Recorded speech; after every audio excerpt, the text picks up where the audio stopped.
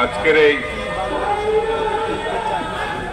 প্রতিবাদ সমাবেশের সম্মানিত সভাপতি, দেশ বাঁচাও মানুষ বাঁচাও আন্দোলনের সভাপতি রফিকুল ইসলাম রিপন, সম্মানিত জাতীয় নেতৃবৃন্দ, সাংবাদিক বন্ধুরা, সুধীমণ্ডলী, আসসালামু আলাইকুম। বিশেষ কাজ থাকার কারণে আমি শুরুতেই ক্ষমা চেয়ে নিচ্ছি। আমার চলে যেতে হবে বিধায় এটা দৃষ্টিকটু অনিয়ম, সেই জন্য ক্ষমা চেয়ে নিচ্ছি। আমাদের সাবেক ছাত্র নেতা, বিএনপি চেয়ারপারসন দেশনেত্রী বেগম খালেদা জিয়ার সম্মানিত উপদেষ্টা জননেতা হাবিব সাহেব, এখানে আমাদের সাবেক সংসদ সদস্য সহ জাতীয় নেতৃবৃন্দ আছেন, তারা এই সভা থাকবেন এবং বক্তব্য দেবেন। বন্ধুরা, পার্শ্ববর্তী দেশ ভারত, আমরা তাকে বন্ধু মনে করলেও তার আচার আচরণ সম্প্রতি এতটাই বৈরী যা ভাষায় ব্যাখ্যা করা মুশকিল। সে বাংলাদেশের মানুষকে সেই দেশ বন্ধু হিসাবে মনে করে না, হাসিনা এবং আওয়ামী লীগ ছাড়া। হাসিনা এবং আওয়ামী লীগই তাদের বন্ধু।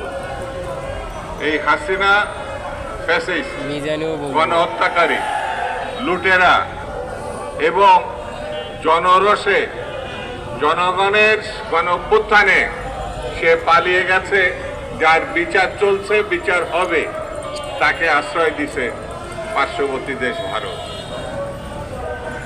আমি এই ঘটনার তীব্র প্রতিবাদ জানাচ্ছি এবং এই আসামি, এই হত্যাকারী, জনগণের সম্পদ লুণ্ঠনকারী, তাকে অনতিবিলম্বে বাংলাদেশকে ফেরত দেওয়ার জন্য, অনতিবিলম্বে তার বিচারের সহযোগিতা করার জন্য পার্শ্ববর্তী দেশকে আমি আহ্বান জানাচ্ছি। বন্ধুরা, তারা আমাদের পানিতে মারতে চায়, তারা আমাদের ভাতে মারতে চায়, তারা আমাদের মুক্তিযুদ্ধের ভাবমূর্তিকে বিনষ্ট করতে চায়, তারা গণতন্ত্রকে ধ্বংস করতে চায়। এই যাদের চরিত্র, তাদের সঙ্গে আমাদের চলা কতটাই যে কঠিন, কতটাই যে ভয়ঙ্কর, এটা ব্যাখ্যা করার অবকাশ রাখে না। আমাদেরকে ঐক্যবদ্ধ থাকতে হয়। একমাত্র এই দক্ষিণ পূর্ব এশিয়ায় বাংলাদেশ এবং বাংলাদেশি মানুষ কারোর কখনো বশ্যতা স্বীকার করেনি, না ব্রিটিশ ভারতের, না পাকিস্তানের, না ফ্যাসিবাদের কোনো ক্রীড়কে। এই অঞ্চল সেই অঞ্চল যারা নিজের স্বাধীনতা, নিজের স্বকীয়তা, নিজের জাতীয় বৈশিষ্ট্য রক্ষা করার জন্য বারে বারে বিদ্রোহ করেছে, বারে বারে তারা বুকের রক্ত ঢেলে দিয়েছে। সর্বশেষ ৭১-এর মুক্তিযুদ্ধে সশস্ত্র যুদ্ধের মধ্যে তারা স্বাধীনতা অর্জন করে। অনেকে দাবি করে তারা আমাদের জায়গা দিয়েছিল, প্রশিক্ষণ দিয়েছিল, অস্ত্র দিয়েছিল, আর তার বিনিময়ে আমাদেরকে কত সম্পদ তারা লুণ্ঠন করেছে ৭১ পরবর্তীতে, তার ব্যাখ্যা করে বোঝানো খুব কঠিন। এত সম্পদ স্বাধীনতা পরবর্তী সময় ট্রাকে ভরে, মিল, তার যন্ত্রাংশ, তার সম্পদ, খাবার দাবার, যে সময় আমাদের খুব বেশি প্রয়োজন ছিল, তখন বর্ডারের ক্রস করে তারা নিয়ে চলে গেছে।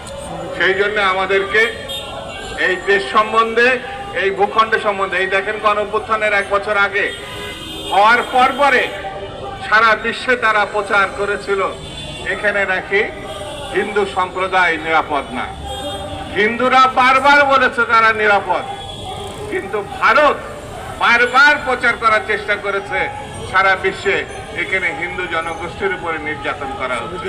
কিন্তু ১ বছরের মধ্যে এটা প্রমাণিত হয়েছে এই দেশের মানুষ, হিন্দু, মুসলিম, বৌদ্ধ, খ্রিস্টান, সবাই শত শত হাজার হাজার বছর থেকে পাশাপাশি বসবাস করছে। এই দেশের মানুষ সাম্প্রদায়িক না এবং কোনো অন্য সম্প্রদায়ের প্রতি বিদ্বেষ বা হিংস্রতা প্রকাশ করেনি। এই এমন একটি দেশ পার্শ্ববর্তী জায়গায় আছে যারা পানি আটকে রাখে প্রয়োজনের সময়, আর যে সময় আমাদের পানির প্রয়োজন নাই সেই সময় তিস্তার ব্যারেজ, ফারাক্কার ব্যারেজ এরা উন্মুক্ত করে দেয়। পানিতে আমাদের ক্ষেত খামার, মানুষের সম্পদ বিনষ্ট হয়। আমাদের প্রতিটা বর্ডারে অঞ্চলে সমস্ত সড়ক পথের ব্যবসা বাণিজ্য তারা বন্ধ করে দিয়েছে, এ করে লিখিতভাবে নিষেধাজ্ঞা দিয়েছে। আমরা তীব্র প্রতিবাদ করি। আমরা এতটুকু বলতে চাই, এই 1 বছরে প্রমাণ হয়েছে কে আমাদের সাহায্য করলো কি করলো না, কে আমাদের বিরোধিতা করলো কি করলো না, তাতে কিচ্ছু যায় আসে না। বাংলাদেশের মানুষ তার যোগ্যতায়, তার কর্মদক্ষতায়, তার বুদ্ধিমত্তায় অতীতে যেমন টিকে ছিল, এখন যেমন টিকে আছে, ভবিষ্যতেও টিকে থাকবে। আমি সকলকে ধন্যবাদ, সকলকে শুভেচ্ছা এবং দীর্ঘায়ু কামনা করে আমি আমার বক্তব্য শেষ করছি। খুদা হাফেজ। বাংলাদেশ জিন্দাবাদ।